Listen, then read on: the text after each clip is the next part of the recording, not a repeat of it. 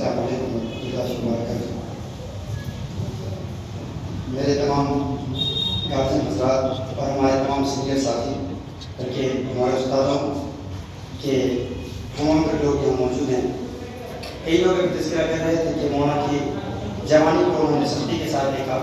ہم ان طلبا میں ہیں جبکہ مولانا کا آخری عمر تھا، ان کے اہتمام میں تقریباً اور ان کے شاگردی میں 11 سال رہنے کا موقع ملا۔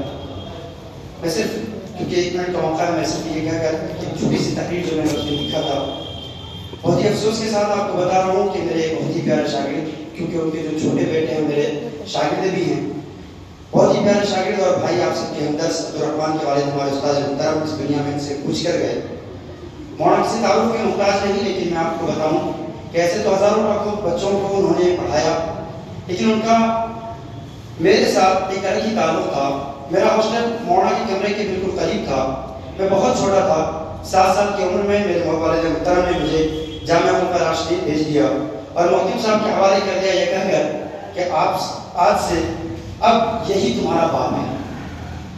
خدا کی قسم اس وقت جب کوئی بھی مولانا کے رعب اور ڈر سے ان کے کمرے کے سامنے سے گزرنے کی ہمت نہیں کرتا، میں بلا جھجک ہر چھوٹی چھوٹی چیز اور ہر چھوٹی بات کے پہنچ جایا کرتا تھا۔ مولانا مسکراتے، کہتے بیٹھو بیٹا، اور پھر بہت پیار سے سمجھایا کرتے۔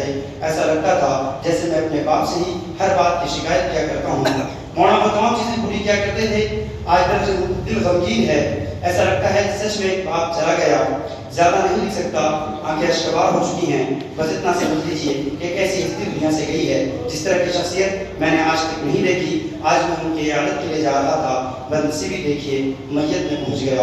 کہتے ہیں آج ذوق جہاں سے گزر گیا، کہتے ہیں آج ذوق جہاں سے گزر گیا، کیا خوب آدمی تھا، خدا مغفرت کرے۔